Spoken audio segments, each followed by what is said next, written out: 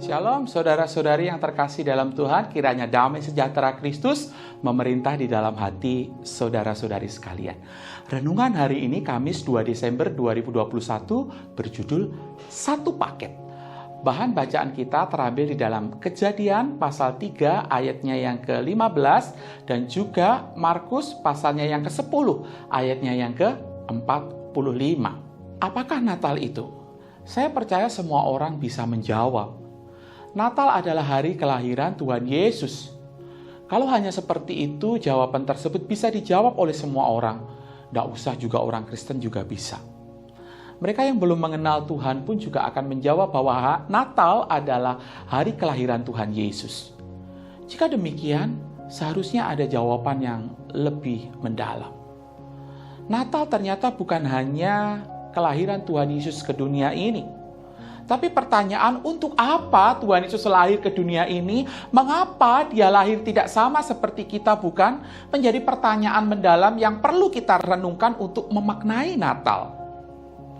Tuhan Allah berkata, "Aku akan mengadakan permusuhan antara engkau dan perempuan ini, antara keturunanmu dan keturunannya.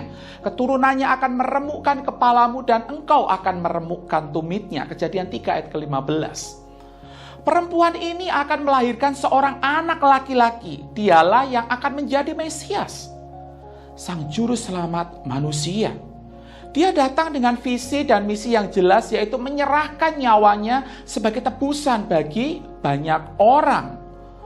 Tuhan Yesus berkata, karena anak manusia juga datang bukan untuk dilayani, melainkan untuk melayani dan untuk memberikan nyawanya menjadi tebusan bagi banyak orang. Markus 10 ayatnya yang ke-45.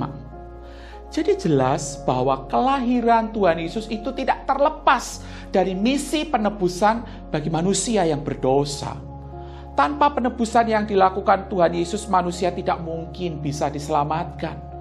Manusia yang sudah jatuh dalam dosa tidak dapat menyelamatkan dirinya sendiri dengan cara apapun selain anugerah Allah melalui Tuhan Yesus yang menebus manusia. Tak seorang pun dapat membereskan dosanya di hadapan Allah. Semua manusia berdosa menuju kepada maut karena upah dosa ialah maut. Manusia juga tidak dapat mengandalkan perbuatan baiknya supaya ia diselamatkan oleh Allah.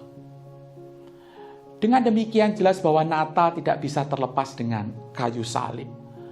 Natal satu paket dengan salib. Kalau Natal tidak bisa terlepas dari kayu salib, sekarang yang menjadi pergumulan kita bersama adalah bagaimana kita merayakan Natal. Sukacita seperti apa dan bagaimana yang kita miliki dalam menyambut akan Natal ini. Perayaan apa yang bisa kita adakan untuk memperingati Natal? Jelas bukan dengan hura-hura yang sekuler, bukan dengan perayaan yang melupakan bayi Yesus yang naik ke atas kayu salib.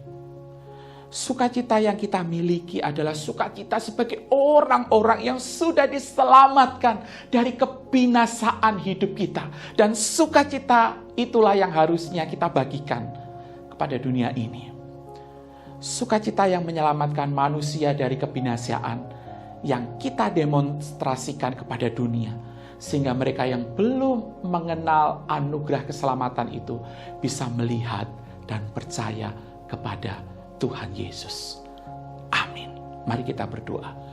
Tuhan, berikan kami keberanian untuk menyaksikan untuk apa Engkau datang di tengah-tengah dunia. Untuk apa Engkau lahir menjadi bayi yang lemah. Untuk menjadi pribadi yang di tengah-tengah dunia menanggung segala sengsara dan derita. Semuanya demi satu.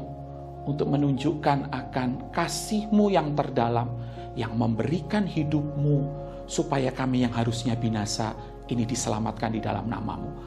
Berikan keberanian bagi kami di Natal ini, bahkan di dalam sepanjang perjalanan hidup kami mau beritakan, kami mau saksikan. Di dalam nama Tuhan Yesus kami berdoa. Amin.